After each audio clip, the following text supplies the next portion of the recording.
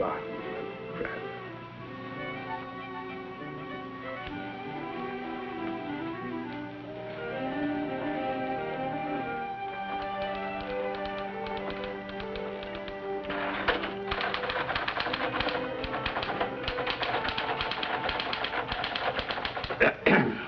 Mr. Bradford, I didn't hear you. Well, you were whipping away at that letter as if your life depended on it. Well, it does. My boss wants it finished by 5 o'clock, or else. Your boss? Well, I have a hunch I won't be able to boss you around much longer. Incidentally, did you hear from that son of mine today? Just a few lines. He's cramming for his finals. Oh, don't worry, he'll make it with flying colors. As if you didn't know. Well, I like to hear it just the same.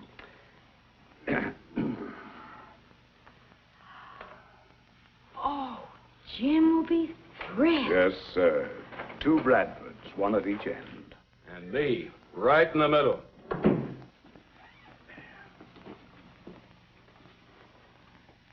Just a rose between 2 thorns. Well, you agreed we need new blood in the organization. Yes, but it's a pretty steep price to pay. Steep price? Oh, we're gaining a partner. But we'll lose the best secretary we ever had. Oh, no, we're not losing her, Rex. We're just tying her up to a lifetime contract. How about that? Has he popped a question? Not yet. To use one of your own expressions, Mr. Barton, I'm waiting for a sealed bid and a firm commitment. I wouldn't be surprised if things were finalized right after graduation. Have you told him about this? No, I'm saving that as a surprise for his graduation party next week. I'd like for you to look over these plans, John. Yeah, sure.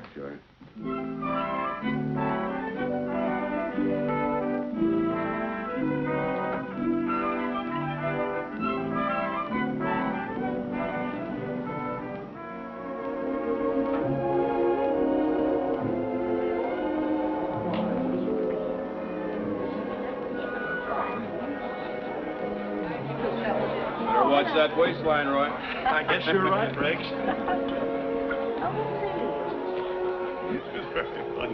Well, excuse me. I'll see you later. That's quite all right. Having a good time, Rex? Wonderful, John. Say, you're fairly busting with pride tonight. You certainly are, John. Well, after all, when you have only one son, an occasion like this comes only once in a lifetime. Bob! Nice to see you again, Bob. Same here, sir. Come in here. Come in here. This is Mrs. Barton. How do you do? Hello. Mr. Barton, my partner, Bob Connors. Bob, hello. Nice to meet you, sir. Classmate of Jim's. Yeah, he's going to be an engineer, too. Oh. Are you going to settle around here, Bob? I haven't quite decided on that yet, sir. Well, stick to construction. This country's growing faster than we can pour concrete. You're right. Take care of him, will you? Right. Sure thing. How about See a ya. glass of punch? I like that. We're so delighted you could be with us, Pastor Goodwin. It's a pleasure for me, Mrs. Bradford. Too bad we can't get together more often. I know John's been busy. Well, you can say that again. That big construction job downstate has me hopping. Will you be able to resume on the Finance Committee soon? I'm going to try to be at the next meeting. Excuse me, will you? Sure, lady. I've been waiting for that piece of parchment ever since Jim started kindergarten.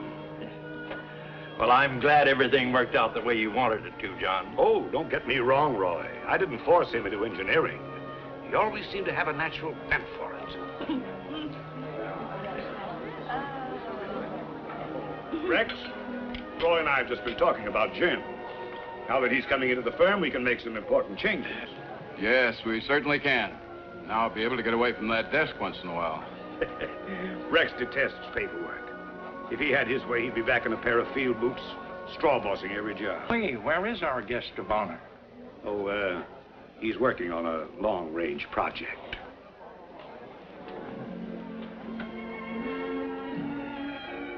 Looks more like close range to me.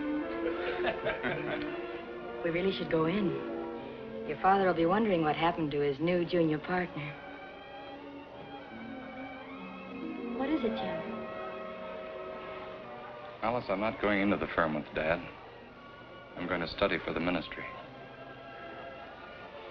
I've been wanting to tell Dad that for a long time, but I guess I was afraid of what it might do to him.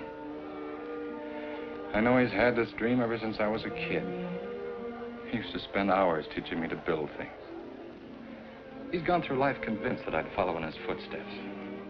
I should never have let things go this far. Alice, Can you understand that sometimes a man must put aside everything and dedicate himself to a new life? A life to which God has called him. Well, I think I understand, but will your father? He's got to. He's got to realize that it wouldn't be fair to him or to me if I felt my place was in the ministry and I went into the firm just to keep peace in the family. When did you know, Jim? Well, I'm not sure. It must have started while I was in the Pacific. There were times when I was very sure. And there were moments when I wasn't. But now I'm more certain than I've ever been of anything in my life. Oh, you'll be terribly upset. It would have been so much easier if you'd have told him before all this. I know.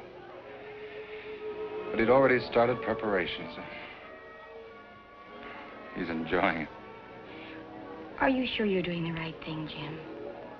Alice, this thing's grown on me until it's too deep and too strong to ignore. I know what it'll mean. I know the changes it'll bring. But there's one thing that doesn't have to change. I remember another time, Jim was 10. We gave him a dog for his birthday, and he built a reinforced concrete doghouse in the backyard with a foundation a foot deep and walls 8 inches wide. To make matters worse, he built it right on the edge of the driveway. It's taken dynamite to move it. Traffic hazard for years.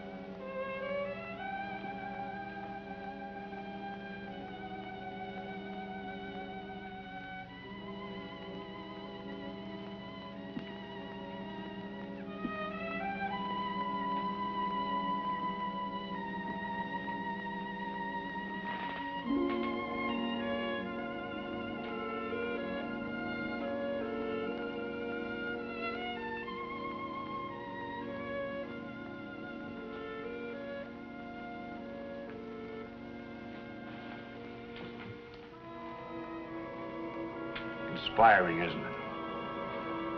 I thought you'd turned in long ago. This is when I do my best thinking.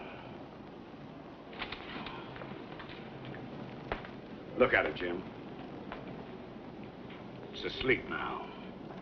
But it's alive.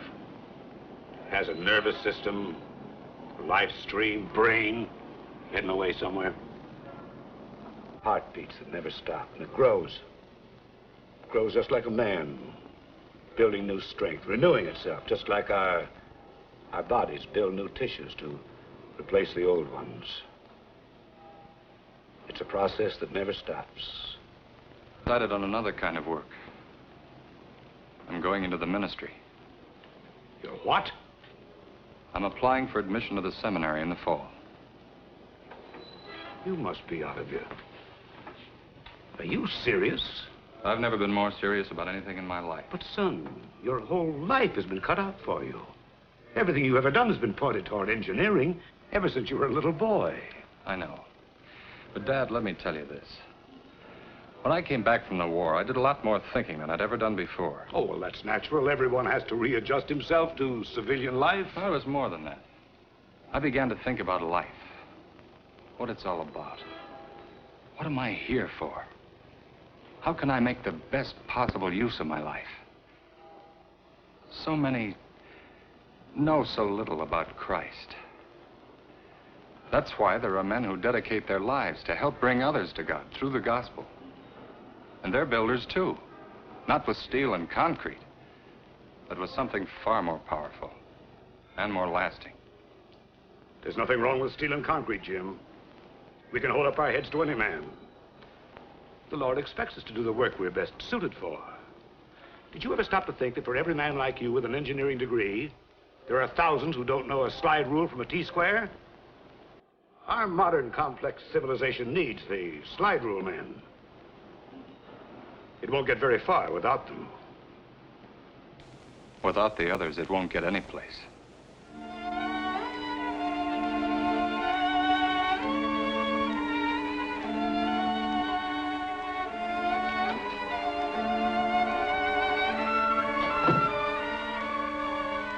What's the matter, John? Still worrying about Jim? Well, not as much as I was last week. You know, the way I've got it figured, Rex, if he hangs around here for a couple of months, he'll be forgetting all about the seminary. Jim, will you come in here, please? If he's as good an engineer as I think he is, he'll be just dying to get his teeth into something like this. Yes, Dad? I want you to see something that's out of this world. First of its kind anywhere. 3 sides faced with glass and aluminum hung right on the steel. There should be a terrific saving in weight. Not only that, we will save something like 60 days in the facing work alone. Nice recognition for any man connected with it. When do you break ground? Early in the fall. If we get the bid, that is. Mr. Barton, I have Pittsburgh on the line for you now. Thank you, Alice. I'll take the call in my office. Excuse me, John. Thank you.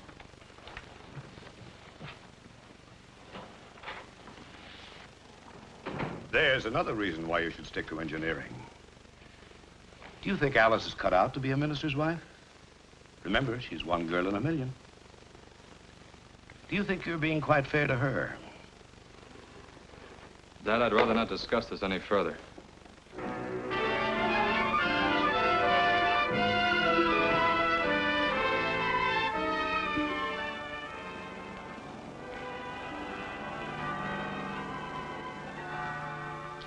Thank you, Marion.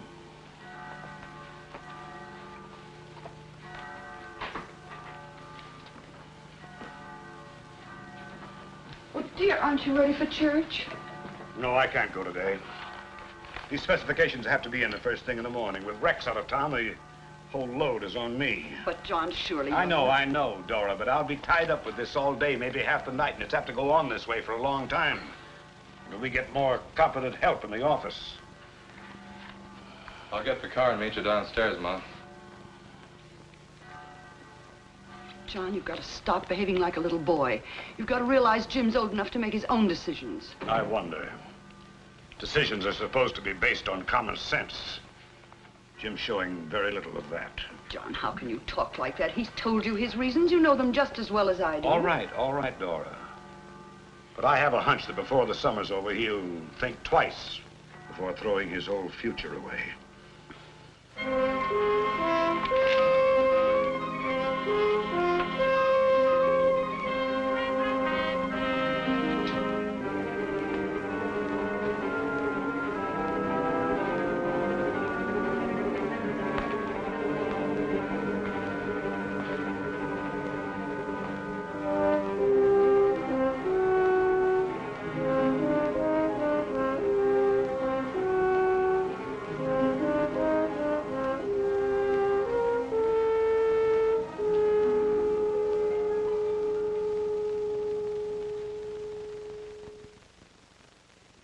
I tell you, it's absolutely ridiculous. I'm not going to let you throw away the rest of your life. But, Dad, if you'd only try to understand. What is there to understand? You've proven you're a born engineer. You don't have any right to throw that knowledge away for something you don't even know you're fitted for. A man his age shouldn't be losing his temper that way. I tell you, it's I was afraid this would happen. But, Dad, if you'd only Mr. Bradford's tried to hide it, but he's been brooding over it for weeks. You've proven you're a It's not going to get him anywhere. Jim's made up his own mind. I'm not going to let you throw away the rest of your life. Cheer up. A lot can happen in the next few years. It's something I have to prove to myself. Can't you understand that, Dad? No, I don't. It's just plain stubbornness. Any way you look at it, it doesn't make sense. I thought after a summer at home you'd come to your senses. Realize how idiotic the whole thing is. Dad, I can't help suppose it. it doesn't matter to you at all that I made plans for you all these years.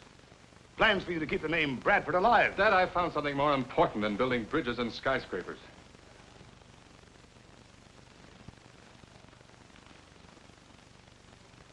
Okay. Okay, Jim, let's not argue anymore. I'm sorry. I lost my temper. If you're set on becoming the Reverend Bradford, give it a trial. Get it out of your system, and you'll find a place here waiting for you. Thanks. I'll remember.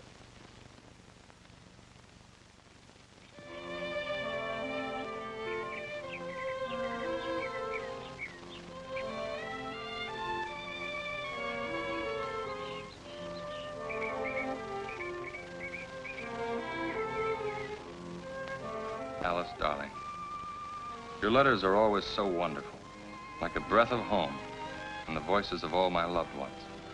You will never know what they mean to me. The past few months have opened up a new world to me.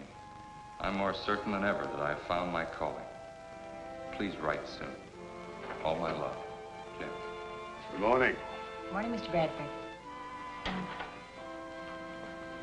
Well, I see the mail came through again. Mm-hmm. Come in a minute, Alice. Yes, sir.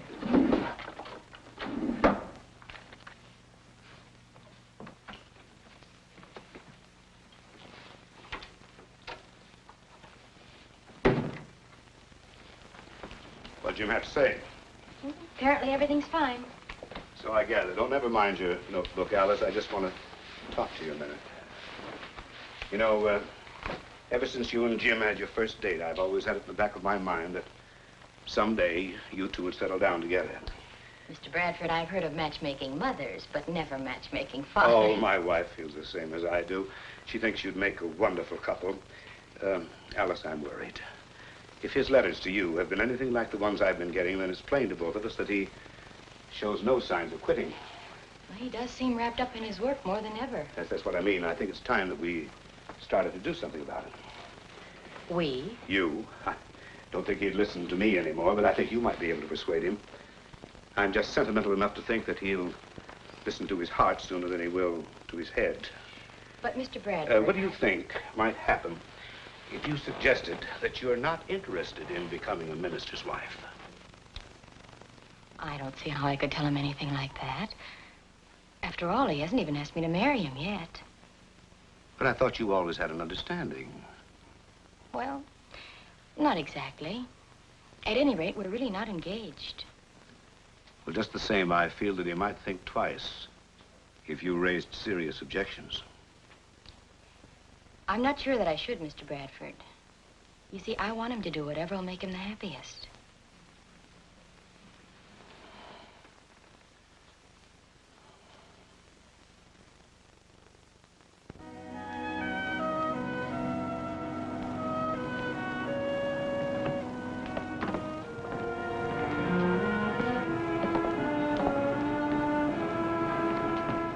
Nice sermon, Pastor. Thank you, John. Good morning, Dora. Good morning, Pastor. What do you hear from Jim? Nothing new. The same old thing. You know, Pastor, after a whole year, John still thinks Jim will change his mind. You think so, John? Time will tell. We'll see. I've had a couple of letters from Jim, too. I think I know what time will tell. Well, John, we must be going now. Good day, Pastor. Yes, good morning, Pastor.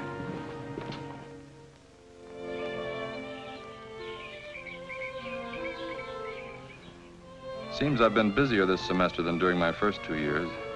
But, darling, I'm really enjoying it. Naturally, one of my favorite subjects has been our correspondence course. I watch for the mail delivery every day. You'll never know what your letters have meant to me.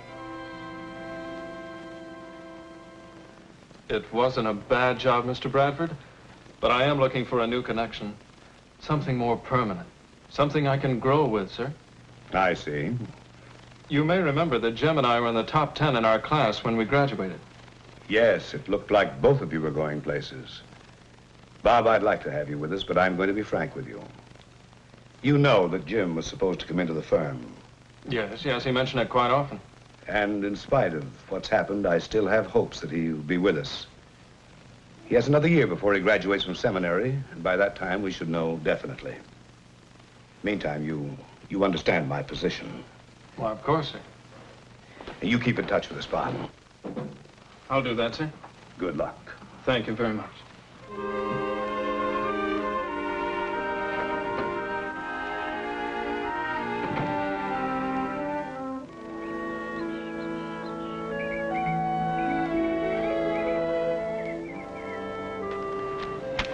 Boy, did I move fast when I got your call. I went right to the station from work. Of course, your dad let me off early. For all the good it did, I had to wait a whole hour for the next train. But that doesn't matter. I'm here now and we can talk. Jim Bradford, you haven't been listening to a word I've said for the last 5 minutes. What's the matter with you? You seem so eager when you phone me. Alice, I've been wondering for days how to tell you, how to ask you. Ask you to marry me. But there's something I've got to tell you first. What is it? Well, a few days ago, I received my appointment. I've been assigned to Foreign Mission Service. Foreign mission? But why? I always thought you'd be here in your own church, like Pastor Goodwin. I know, I guess most of us think about it that way when we start. But I hadn't been here very long before I began to look at the whole program of the church from an altogether different angle. I began to see it as a global strategy, carrying out the command of Christ, with dedicated men holding outposts in distant lands. And somehow I began to feel that God intended me to man one of those outposts. Oh, but Jim, how can you be sure? Darling, I've been thinking and praying about this almost every day. A year ago, I wasn't sure. Today, I am. New Guinea? New Guinea? You must be out of your mind. I've never heard anything so idiotic in all my life. What'd your mother say to all this? She understands. Well, I don't. And there's something terrible about taking a man with your training and sending him out to a place like that. You go where you're needed. Tell them you're not interested. But I am. What can you do for a bunch of savages like that? I'm going to try to bring them to Christ. You're qualified for bigger things. Is there anything bigger?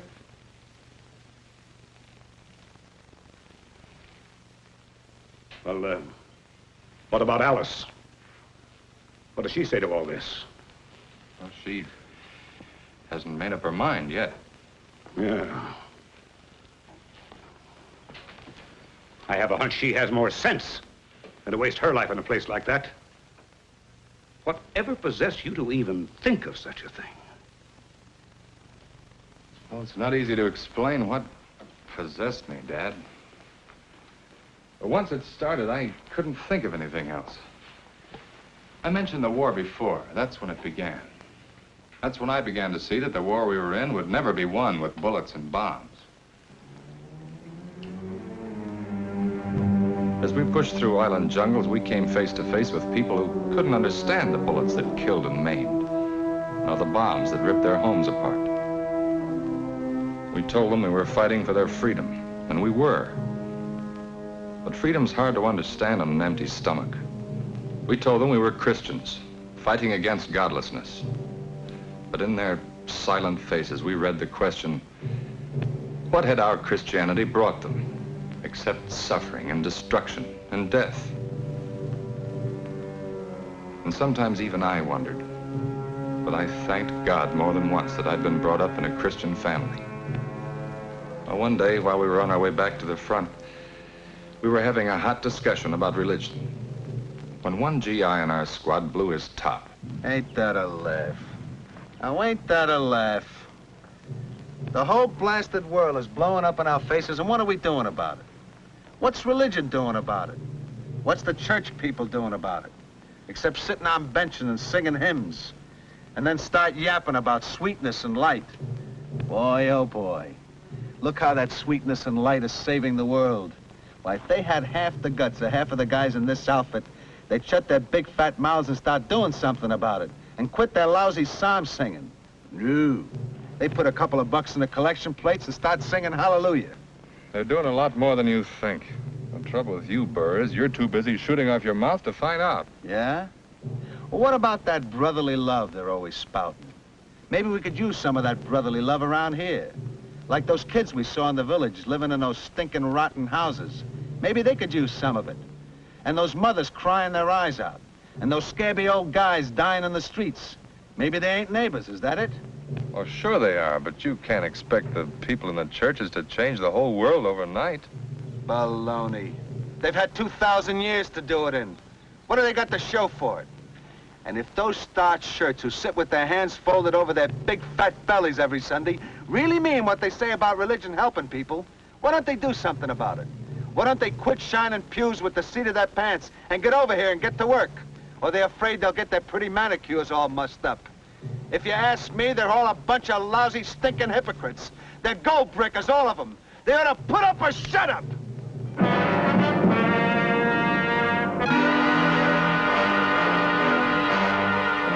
How could I answer him? How could I explain away a complacent, comfortable Christianity? I used to wake up at night with his words beating at me. I've never been able to get them out of my head. Maybe now you can understand how I've felt ever since I came back.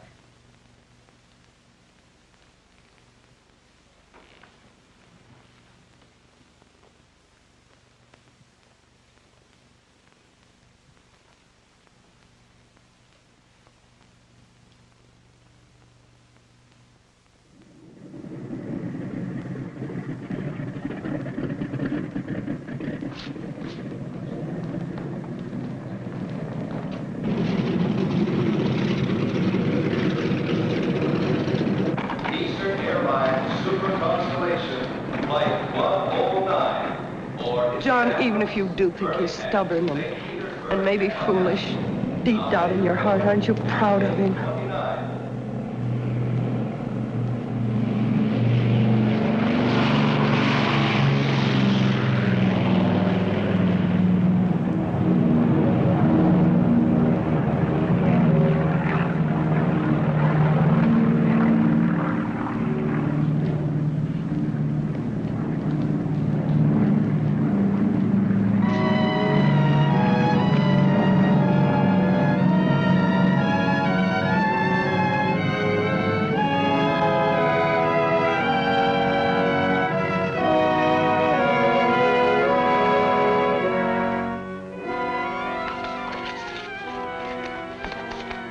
Alice, Mr. Barton in his office? No, sir.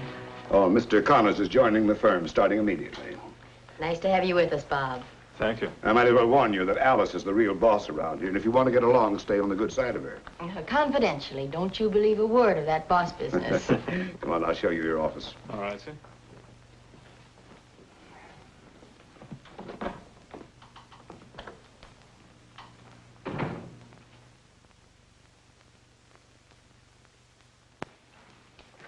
Thank you, Marion.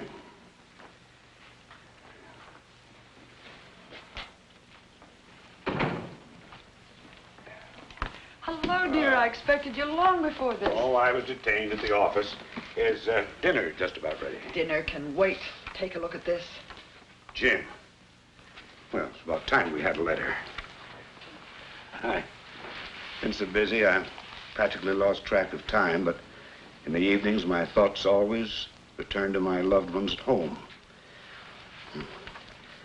I often wonder what you're doing, and sometimes, strangely, what you're having for dinner. Well, Mom, I sure miss those wonderful Swedish meatballs you used to cook for me.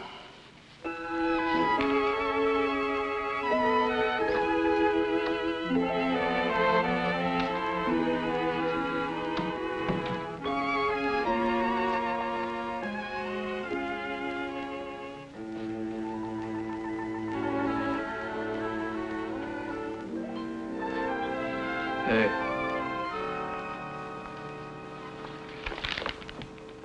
How about lunch today, huh? I know a nice, quiet little place where we could talk about dinner for tonight. Don't you ever think of anything but food? Oh, the food's only a decoy. I see. You do all your trapping with vitamins. Yeah, well, it's all I can afford. Well, I can't promise about dinner, but I always go to lunch at 12. Fine. See you then, huh?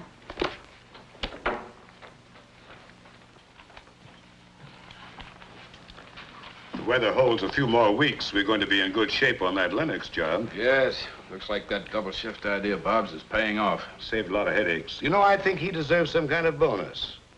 Judging from the way things are going, he'll probably be able to use one. What do you mean? Maybe I'm wrong, but I think I've noticed a cow-eyed look every time he's around Alice. Oh, I don't think there's anything to it. Jim's been very faithful with his letters. Yes, but Jim's 10,000 miles away.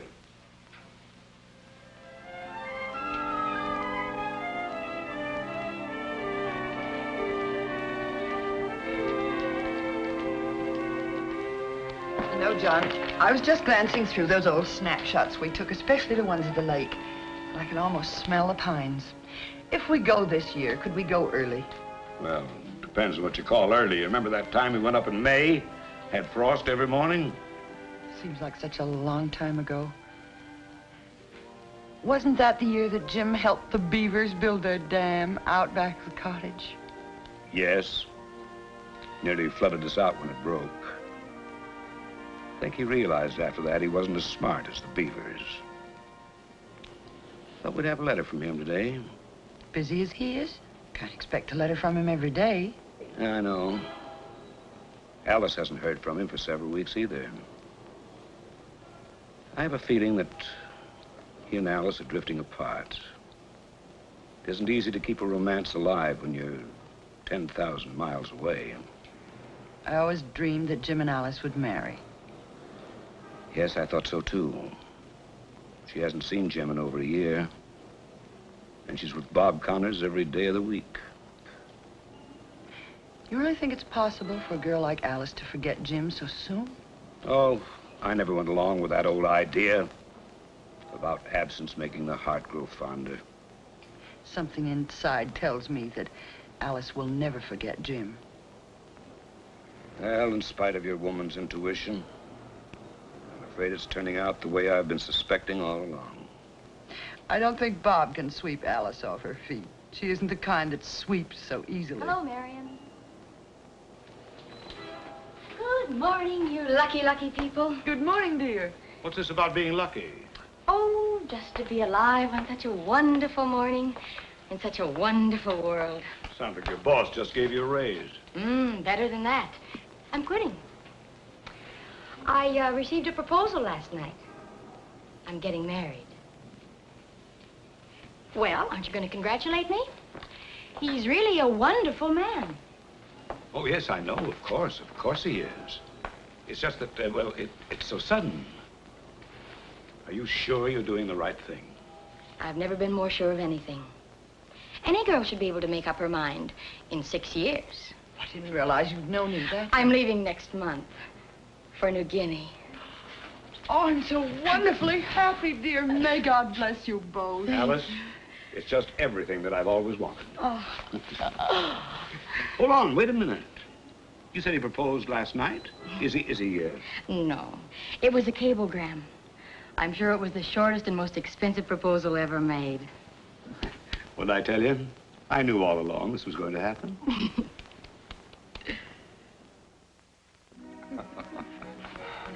And this is the first picture we got from him a couple of months after he landed at his mission in New Guinea.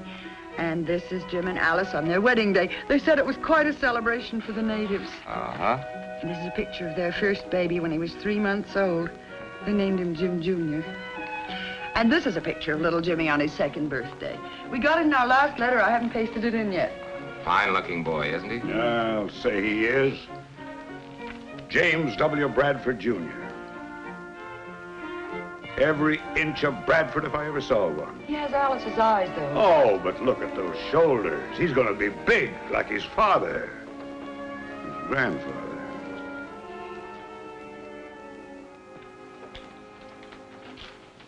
About a half hour ago? Thank you very much. Goodbye. Mrs. Bradford said he was coming straight to the office. Oh, I hope so. He knows this bid has to be in by 11 o'clock. No chance of postponement, huh? We might just as well forget it. Good morning. Good morning. You had us worried, John. We've got less than an hour to take... Yeah, I know, Rex. I'm sorry. Come here. I've got something to show you. It came in the mail this morning. First pictures of my new granddaughter. Just look at that. Isn't she a beauty? Oh, she is cute. Yeah, nicknamed her Jody. Jody. Jody. Oh, just look how Jimmy's growing. My goodness. You know, I don't see any reason in the world why that young fella shouldn't grow up to be a Cracker Jack engineer someday. Now there, look at that, Pastor. Living in a shack out in the middle of nowhere. Now I ask you, is that any way to raise a family? What's going to happen to those youngsters brought up with a bunch of savages? If the gospel has reached them, John, I'm sure they're savage in appearance only. But look at it from a practical standpoint. If Jim had stayed here with the firm, by now he could be earning enough to keep a dozen missionaries in the field. I dare say he could. Well, then wouldn't it be just plain common sense for him to stay home and contribute his money? John, there are millions of us here at home with the means to support our missions, but only a chosen few have the qualifications and the consecration to do what Jim's doing. Ah, I still say he could do more for his church right here than he ever could in that God-forsaken place. God never forsakes. That's why he called Jim to carry on his work in a distant field. Well, what is it, dear?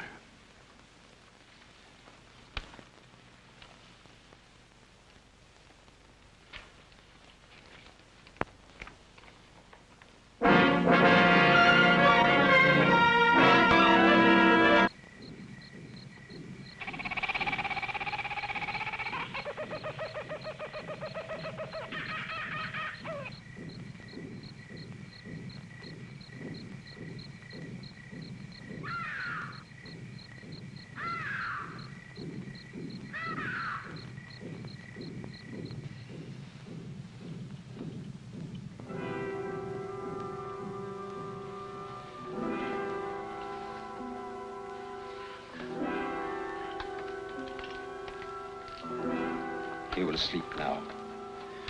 Better get some rest, Mr. and Mrs. Bradford. You too, Alice. Get some rest.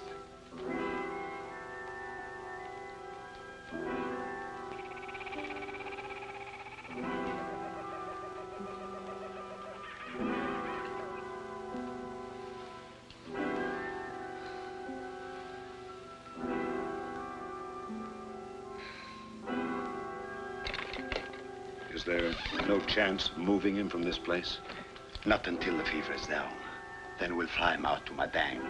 How soon do you think that would be? Can't say yet. Each case is different.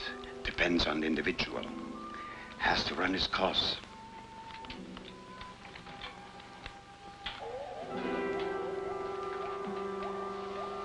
With all in, Alice,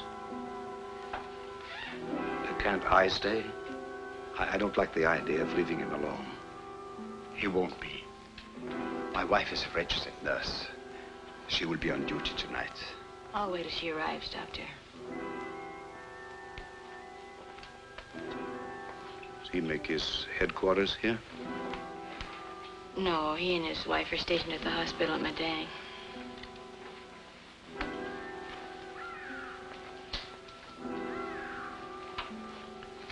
Is this where Jim works? It's his main base, but he spends a lot of time out in the native settlements. That's where he picked up the fever.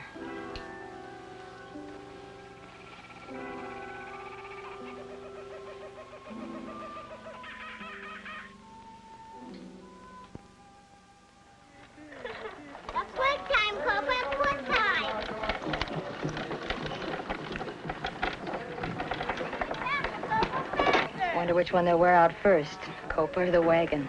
They don't seem a bit nervous in front of that native. Copa's one of their favorites. A houseboy? A medical orderly and our best interpreter. He was one of Jim's first converts. Alice, I'm terribly worried. We've got to get Jim away from here. I've prayed that we could, but Dr. Newman insists he's in no condition to be moved. I mean, after he's well, isn't there a chance that he'll come home to stay? It would please Dad so much. I know. I used to ask myself the same question when I first came out here. I was homesick and miserable. Then when the children came, I began worrying about them and their future. I don't know, after a while you forget all about your own problems. There's so much to do. The work at the mission becomes your whole life. It's greater than any material reward. It comes from knowing that you've brought these people to their Savior. I'm sure that Jim knew when he was in the seminary that This was the work God wanted him to do.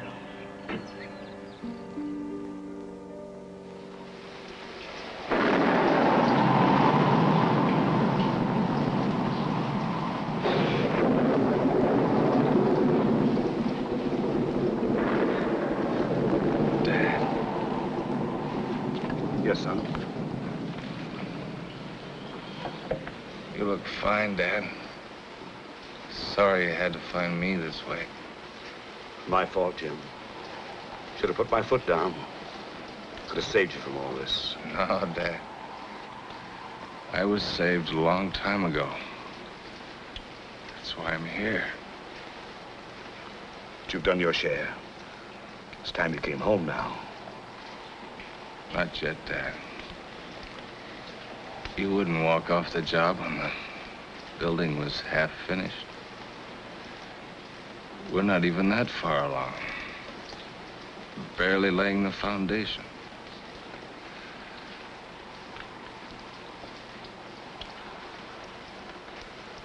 Anything I can do, son? Anything?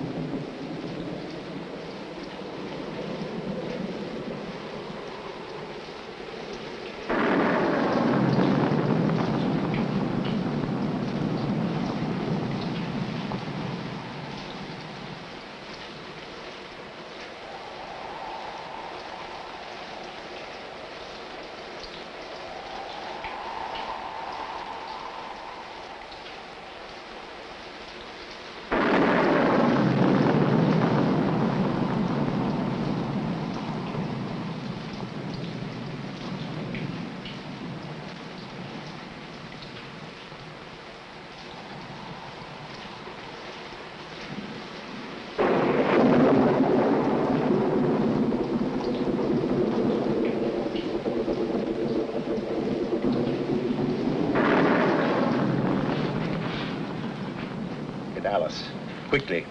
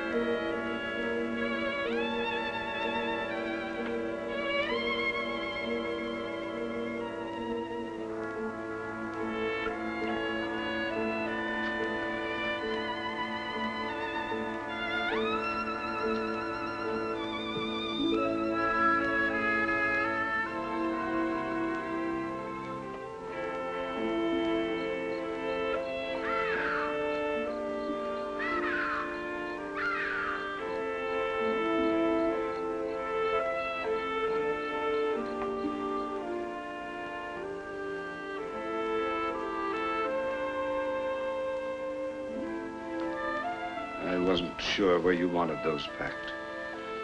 He always kept them together. I think he felt they represented what he was trying to do.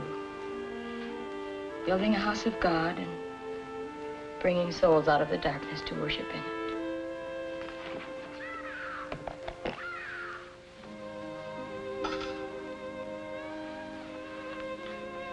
When I asked him if I could help, if there was anything I could do, he just handed me this.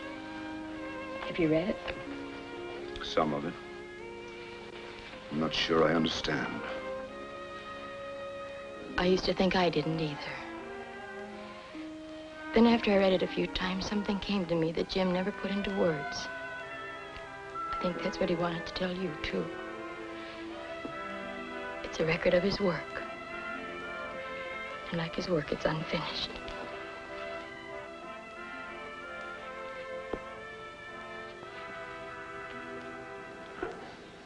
I got it all this good for you, Amu. If it starts squeaking, put some grease on the wheels. Go up and show him take away cry blong wheel. Come now, it's bedtime. Well, I done bedtime, too. No, Jody. You and Jimmy gave it to Amu, remember? Good night now. Say good night. Night. Night, Amu. Sit down, wheel.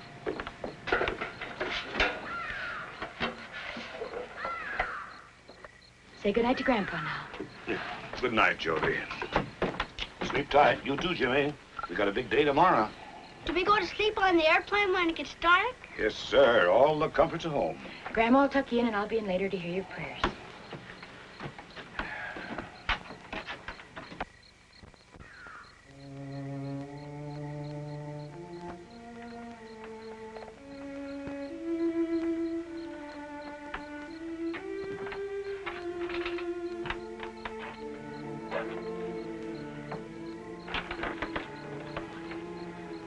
Anything I can do, Alice?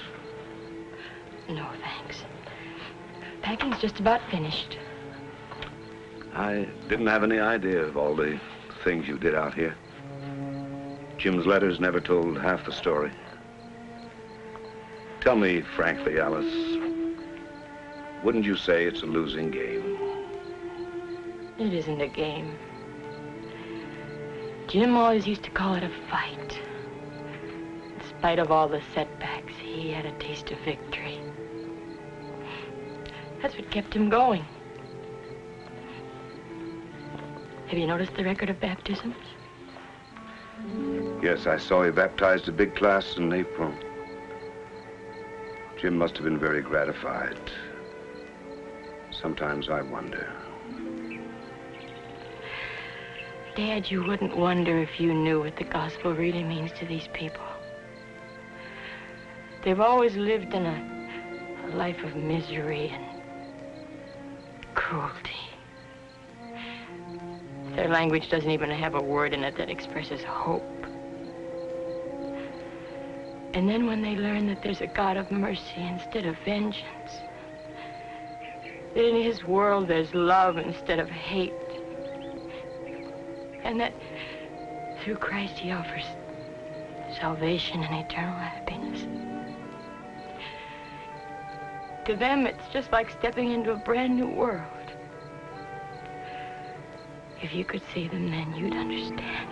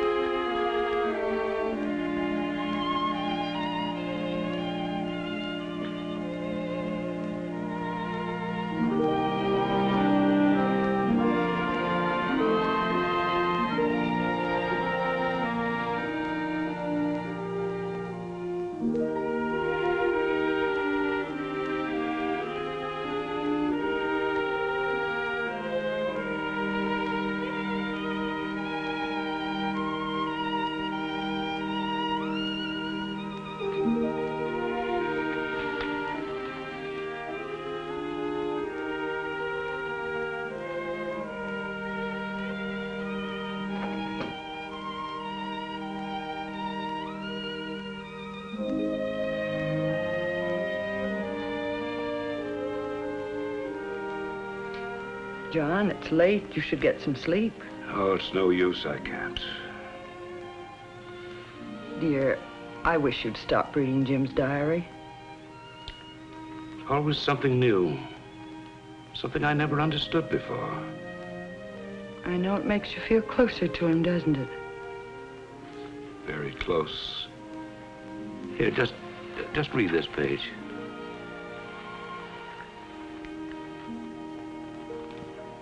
If only our people at home could be here to see the darkness disappear under the light of God's word. Those were his last words. Never had a chance to finish his work. Jim understood that God's work is never finished and that others would go on with it.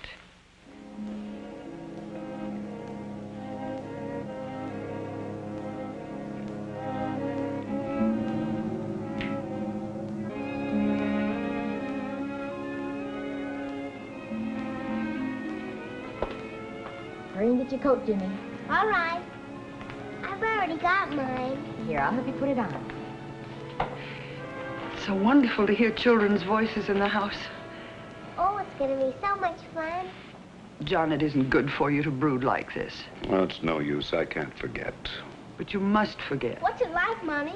Oh, you'll And don't see let the in a children minute. see you in this mood. I'll try. I think they're just about ready. Well, come along, dear. I'm so happy, Mommy. Oh, I'll bet you are. I've never seen anything like it, the way you're growing Nice out to of help this you. coat. Yes, You haven't had it a month. Oh, the climate agrees with him. He'll be ready for football before you know it. Are you going with us, Grandpa? Where are you off to today? Oh, we're going to see all the animals, lions and tigers and elephants. Circus in town? The zoo. Grandma promised to take us. Aren't you going, Grandpa? Oh, I'd like to, but I've got to go down to the office for a while. You have a good time, Jody. Scoot along now. Don't miss Come on, anything. hurry up. Don't forget to buy peanuts for the elephants. Bye, Grandpa. Bye. Have a good time, children. We will.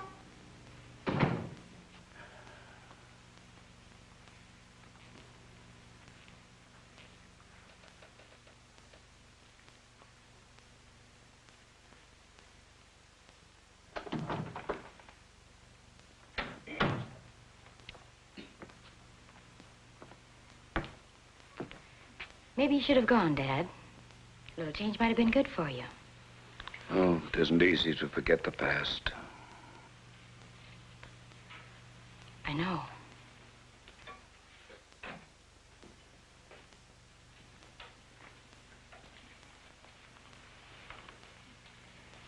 I made myself miserable, too, trying to forget.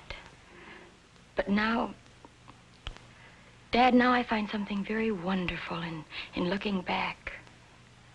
The things Jim did will never die. Knowing that, I don't want to forget. What if his work does live?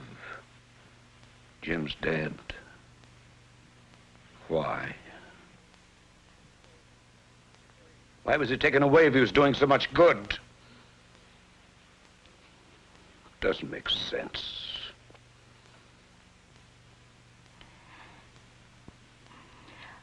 I don't understand it any more than you. But I know that Jim died doing the work that God gave him.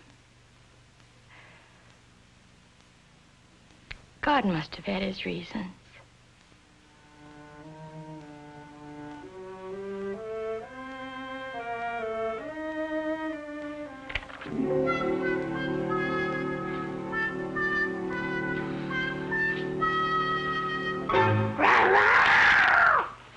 I scared you, I betcha, didn't I? You sure did. I thought I was a goner. I wore to a Halloween party and scared all the kids good.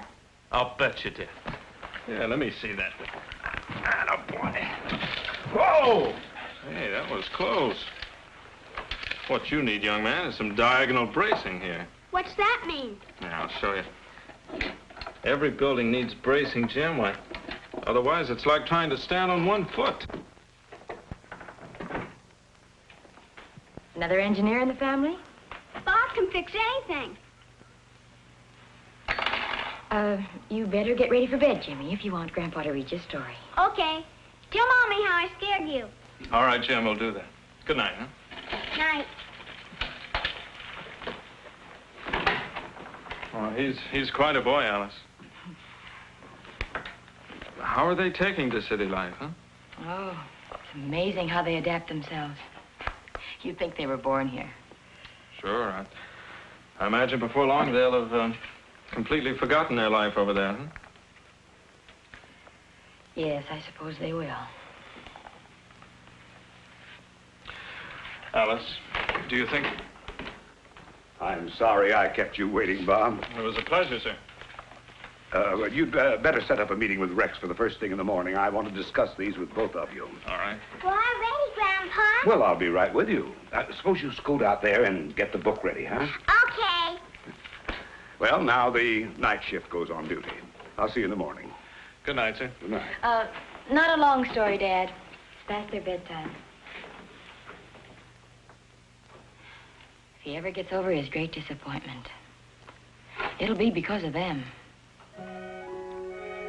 And as Jesus was walking by the Sea of Galilee, some fishermen were washing their nets from the sides of their boats. Two of them were brothers. Their names were Simon and Andrew. And Jesus came to them at the side of their boat, and he said to them, "Follow me, and I will make you fishers of men." What's that mean, Grandpa? Were they going fishing for men in the water? What? Oh, yes. Well, you see, what Jesus meant was that the fishermen should follow him as he went from city to city, helping to bring other men to him, so they could learn more about Jesus. Like my daddy did? Yes, like your daddy did.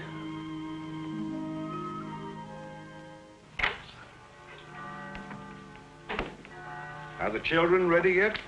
In a few minutes. I didn't have a chance to mention it last night. I got a letter from Gertrude Newman. Remember her, the doctor's wife? Sure. They just returned to Madang after a few weeks at the mission. She said they're facing a serious problem. You see, Dad, they haven't yet sent anyone to replace Jim. They haven't? Why not? Well, there just aren't enough workers to go around. Alice, could you help me a moment? I'll be right there. Oh, Gertrude said Cope has been running the mission practically single-handed. I better go help Mother.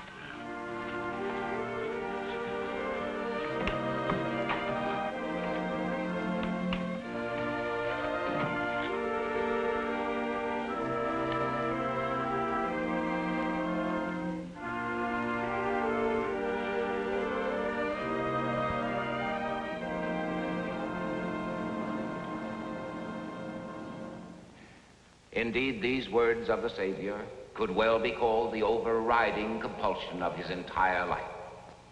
Listen to the urgency with which he speaks. I must work the works of him that sent me while it is day. The night cometh when no man can work. Now, what was the work to which the Savior had dedicated himself so unselfishly, so unremittingly, so completely? It was the work of redeeming a lost and sinful race from the guilt, the power, and the punishment of sin. By his holy, spotless life in our stead, by his innocent suffering and death in our stead, he paid the ransom and won our complete release from the infernal powers of darkness. That, above all else, is what he meant when he said, I must work the works of him that sent me. And do you know what he's saying to you and me today? As my Father hath sent me, even so send I you. We too have a divine mission here on earth. Ours is the task of proclaiming far and wide to all men everywhere the glorious news of their redemption through the life and death of Jesus Christ, our Lord. Now, honestly, how much are we doing to fulfill the Savior's purpose here on earth? How much are we giving of our time, our talents, our possessions, of ourselves, in order that the unfinished task which he has placed before us may be carried forward? Well, We sit here on Sundays. We bring our offerings. We sing our hymns of praise. But Christ did more than sing. He did more than give. He worked and bled and died in order that all men everywhere might live. If only our hearts might be touched by the warmth and fervor of his love.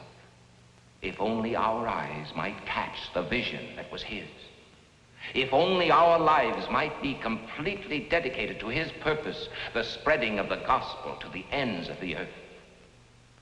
If only, like him, we might hear that inner voice at the dawn of each new day which says, I must work the works of him that sent me.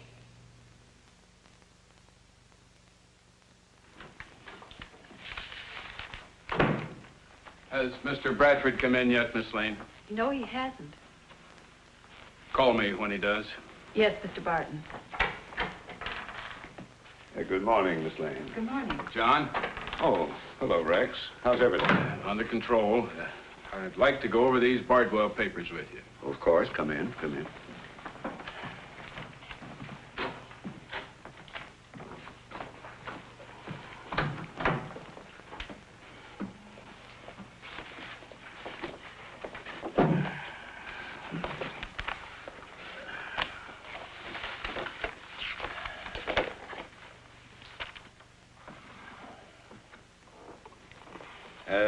Could we let this go for a while? I suppose so. What is it, John? I gotta get away for a while. Maybe for a long time, but I'm sure that since Bob's taken hold, the two of you can get along without me. You've earned a good rest. Oh, no, nothing like that. But I'm going to try and pick up where Jim left off. You doing missionary work? In a sense, yes. I don't get it, John. Ever since I came back, an idea has been growing in my mind like I did with my son a long time ago. Of course, we can't all be foreign missionaries like Jim. But we can do something that the church has been stressing for years. What's that? We laymen have a job to do. Recently, I attended a national meeting of the leaders of our church, and Rex, I've had my eyes opened. There's a great need all over the world today, and perhaps I'm not too late to make people realize how vital it is. I'm going to do a lot of work right here at home. It's not going to be easy. Probably be the toughest job I ever tackled in my life. But it's something that would have made Jim very happy.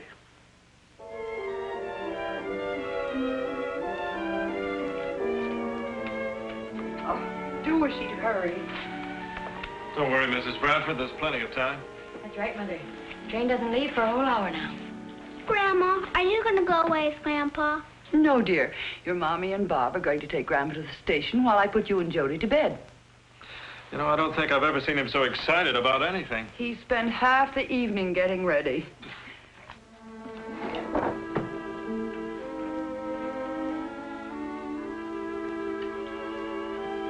You really going fishing, Grandpa? Fishing? Well, now, whatever put an idea like that in your little head? Mommy said you were like the men Jesus talked to in the Bible book. Oh, no, not quite, but something like that. Here, you sit on Grandpa's lap and I'll try to explain. You remember Amu, the little boy in New Guinea, the one you gave your wagon to? Well, there are lots of little boys like Amu all over the world who don't know anything about Jesus. Somebody's got to go and tell them, like your daddy did. My daddy told everybody about Jesus. Well, Jody, I can't do what your daddy did. But I'm going out and tell a lot of people that the world needs the very thing your daddy did. And maybe when they know, they'll send more and more people all over the world to do what he wanted to.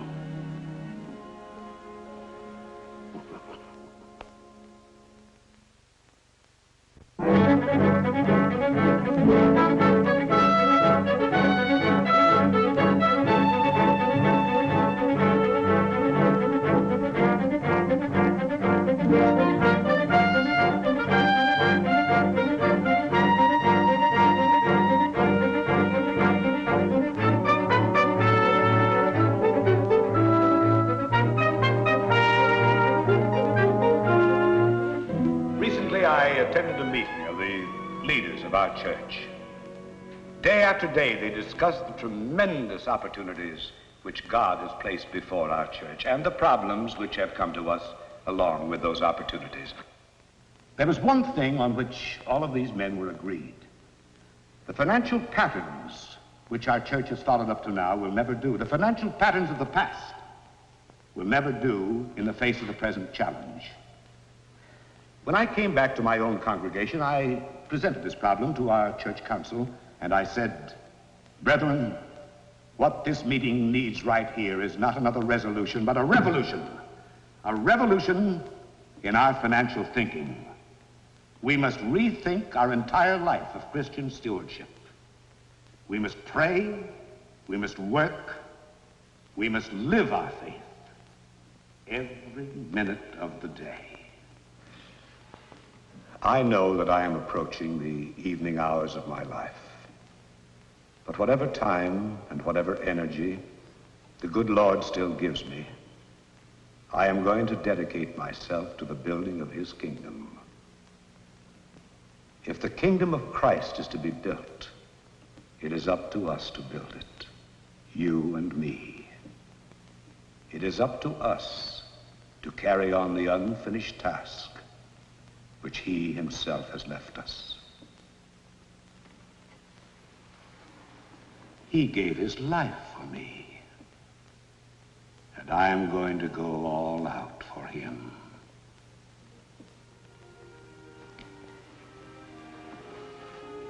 Some time ago, I read a passage of the Bible written on the flyleaf of a missionary's diary.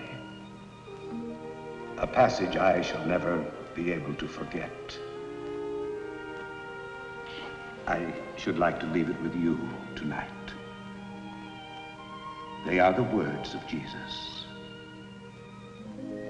I must work the works of him that sent me while it is day. The night cometh when no man can